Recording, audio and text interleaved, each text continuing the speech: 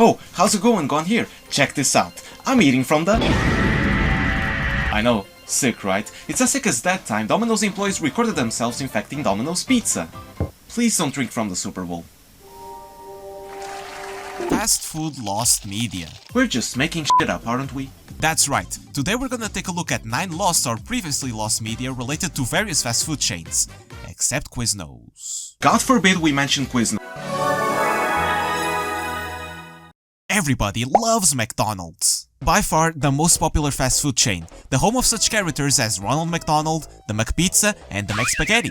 Yes, that's a real thing and I'd love to talk about it, but let's talk about the best McDonald's mascot, Mac Tonight. Mac Tonight is a retired McDonald's mascot that made its debut back in the late 80s. This guy was created to advertise late-night outings at McDonald's, since they were looking to increase their dinner sales, and also to appeal to baby boomers, aka adults from the 80s, since Mac had that whole 1950s style going on. The campaign was a massive success, and Mac Tonight became adults Ronald McDonald in no time. And I can definitely understand why. This guy had charisma, and this design is honestly better than any McDonald's character. And yes, that includes the McSpaghetti. To promote this campaign, McDonald's released TV commercials featuring Mac Tonight singing the Mac Tonight theme song, a parody of the 50s song Mac the Knife by Bobby Darin. The 30-second version of the song was always featured in the ads, but there was an obscure full 60-second version that was lost to time. This extended version was only played on the radio, and for more than a decade, all we had was a video of Doug Jones, the actor behind Mac Tonight, singing the full thing on a convention. And he absolutely killed it. It's honestly impressive that he still remembered the lyrics 2 decades later. And these are some interesting lyrics. It's time for a Big Mac. How about the Mac DLT? Sorry, I prefer the Mac HIV. It's funny how we learn new stuff in the most unexpected ways. The Mac DLT was a cheeseburger that was served in a styrofoam container split into 2 parts. One colder side with the lettuce, tomato and cheese, and a hotter side with the burger. Interesting. Can we go back to Mac Tonight? The full scene was lost for almost 4 decades, but that was until October 2024 when, out of the blue, a recording of an event for the opening of a McDonald's restaurant in Florida made its way online. And this event featured Mac Tonight performing the full Mac Tonight theme song. The quality isn't the greatest, come on, it's a recording of a recording, but it's better than nothing, and I was pretty excited when this was found. Now, McDonald's retired the character back in 1989 due to a pretty dumb legal case which I'm not going to get into. And in the 2000s, some edgelords decided to ruin Mac's image and began calling him Moon Man. It's not looking too good for Mac Tonight. All he did was play piano and sing about McDonald's and people still did him dirty. Now let's move over to one of the most bizarre and meanest commercials McDonald's has ever done. And I'm not even going to joke about it this time.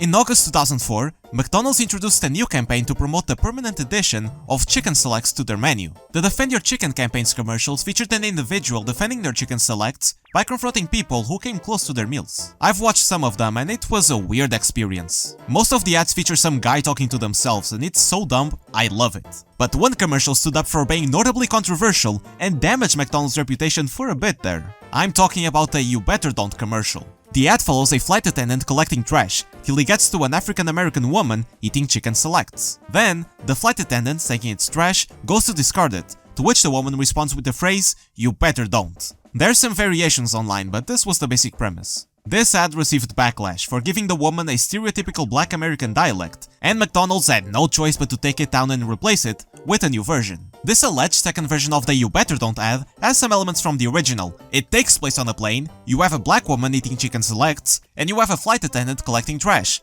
But the You Better Don't line was omitted. It's not entirely confirmed this is the second version of the ad, but given the similarities, it most likely is. And after 2 decades, the racist McDonald's commercial still remains lost and a mystery. This is like the Bigfoot, everyone knows about it but there's no proof. We don't have images nor anything.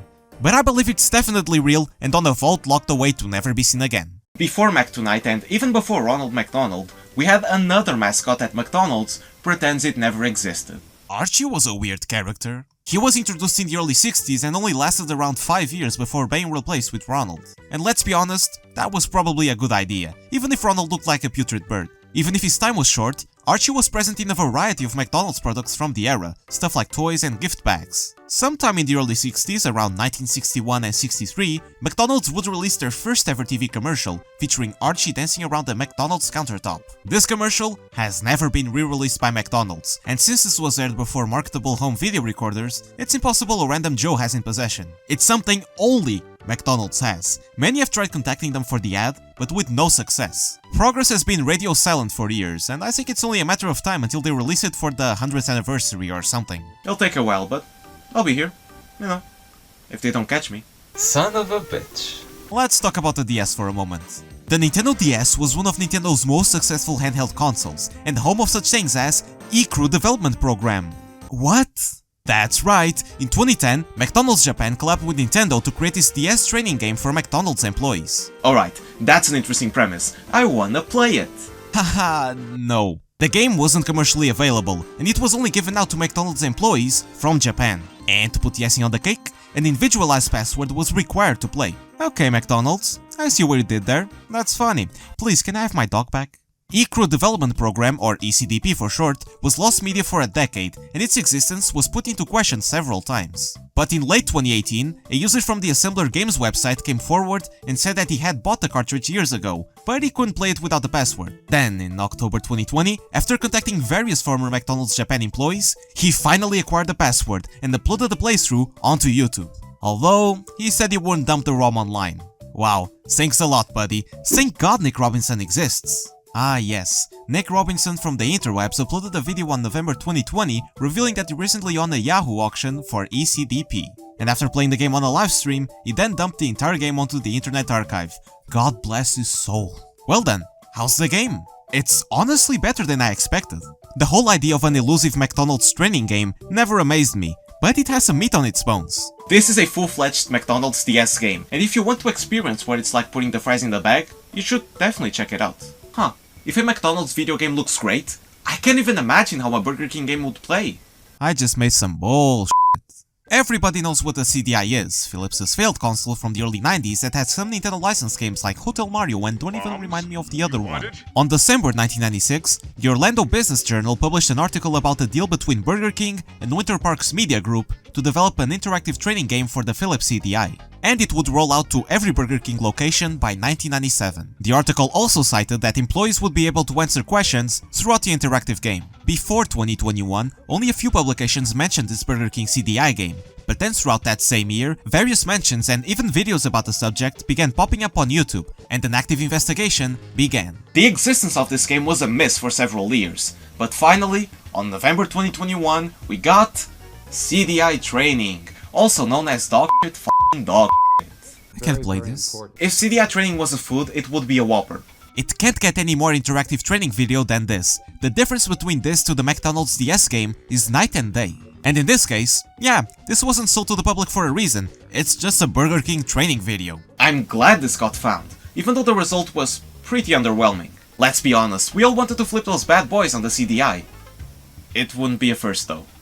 Burger King, you son of a bitch. Alright, more BK lost media, and this one doesn't even have a wiki page. That's the best kind of lost media right there. In 2022, a user called Lemon Man made a post onto the Tip of My Tongue subreddit about a specific Burger King ad that their cousin had watched sometime in the 90s. It was described as a regular Burger King commercial with the music, "I Melt With You" No thank you.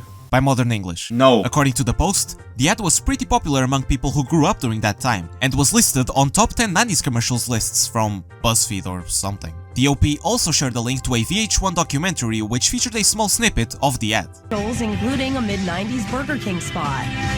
Oh man, I thought they were gonna play Twinkle Twinkle Little Star. Scrolling through this thread was something else. One moment you begin questioning how this became lost, and in the next you double take. It's here! Someone replied to the post with an Internet Archive link to a compilation of ads from 1996, and lo and behold, it's here. The Melt With You Burger King ad on its glory. I don't know why I'm hyping it too much. I don't know, man, I just love these smaller lost media cases. There's no better feeling in the world than finding something you have a personal attachment to. He's right. Hey, do you currently lack $8 million on your bank account? Yeah?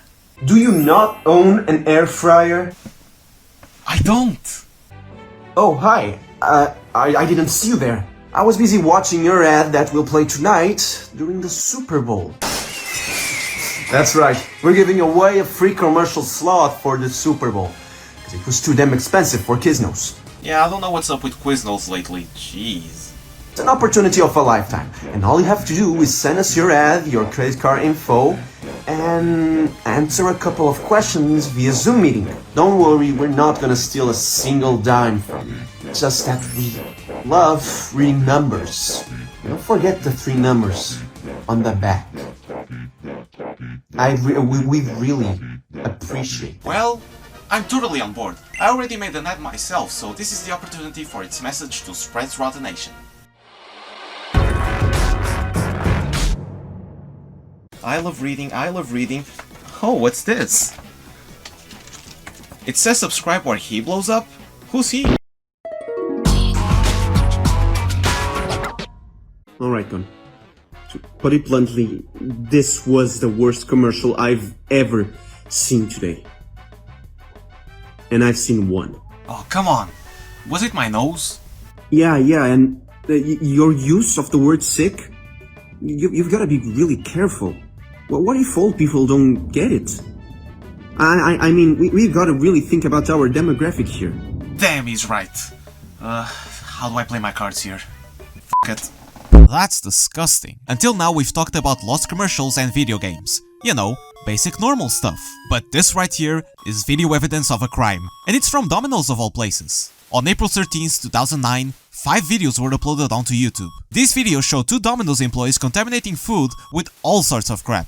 Boogers, farts, the whole 9 yards. This series was dubbed Disgusting Domino's People, and since this was early YouTube and for the absurdity of it, it became viral, garnering millions of views, but it gave Domino's a bad name and they received major backlash because of that. Whoa, who knew contaminating customers' food was bad? Shortly after, the 2 workers were identified and charged with felony on food contamination, receiving short sentences and probation. Wait, that's it? This situation is still remembered to this day, but after the backlash, Domino's apparently scrubbed every evidence of the videos off the internet. But it wasn't easy. Domino's went into frenzy when they found out, and even after the videos were deleted, the president of Domino's at the time, Patrick Doyle, had to address the situation and make an apology video. But can we blame him? These videos were terrible. In one of these you had one guy putting cheese up his nose and salami on his butt before putting on a sandwich, and yes, these were actually sent out to customers. I'm not gonna get into the rest of the videos cause it's pretty disgusting and you already get the idea. Despite their infamy, these videos remained lost for 13 years. But that was until 2024, when an active investigation began, and throughout the month of April, all 5 videos were found by different users and uploaded onto the Internet Archive. And man, how dumb can you be to do this sort of crap? People that don't play Jagger's Party Quiz, that's for sure. Oh my god, Gon, this was the best ad I've seen today. And I've seen 2. Ad? Sure. But I have to warn you, Gon, I don't see you getting any revenue with this. I mean, it sounds more like you're doing an anti-Domino's PSA. Alright, thanks. You made my day. Bye.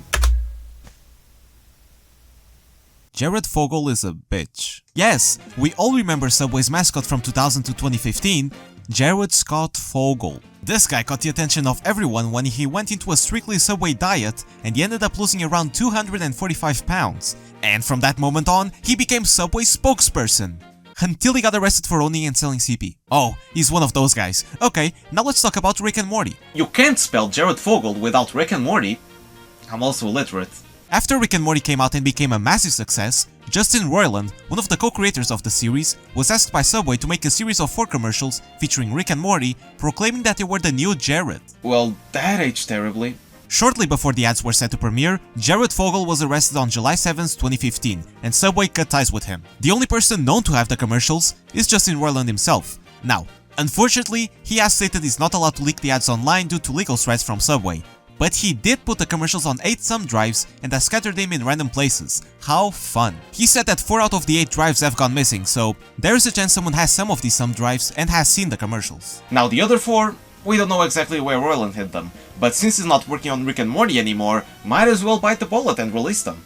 I'm not perfect, but this commercial is. This is one of the classic lost media mysteries that had everyone in a chokehold. In the mid-90s, Subway used to wear a low-quality commercial featuring amateur actors, poor production quality, and really cheap effects. So taking those factors into account, it was believed that this ad wasn't officially made by Subway itself, but a local Subway franchise. The commercial follows this hungry bald guy with a mustache clamoring for perfection to the Great Seer, and lo and behold, we got ourselves a winner for Mall Santa 95. Then, the Great Seer tells him to take his hunger to Subway subs, and it finishes off with our main character taking a bite out of a Subway sub.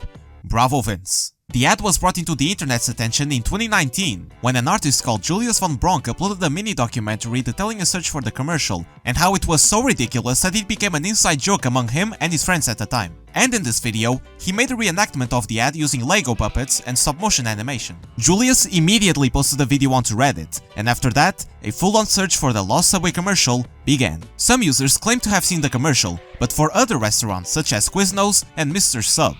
What the fuck is Mr. Sub? But the search was finally put to rest, when on January 28, 2021, Instagram user Vidiot Savant uploaded the commercial on his account. This went unnoticed until April 25th, with Julius von Bronk confirming it was the same ad he had seen all those years ago. And man, Bronk's recreation is so close to the original that you almost can't believe it was done from memory.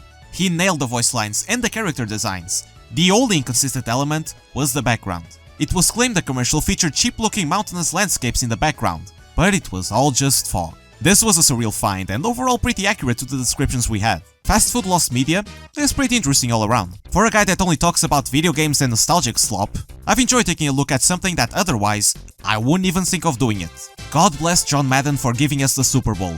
Truly one of the best inventions crafted by humankind. But one thing I love more than Mac tonight is Super Bowl ads. It's that time already. Get ready for the masterpiece that leaves Scorsese in the dust. We love these songs! Well, that was a reality check.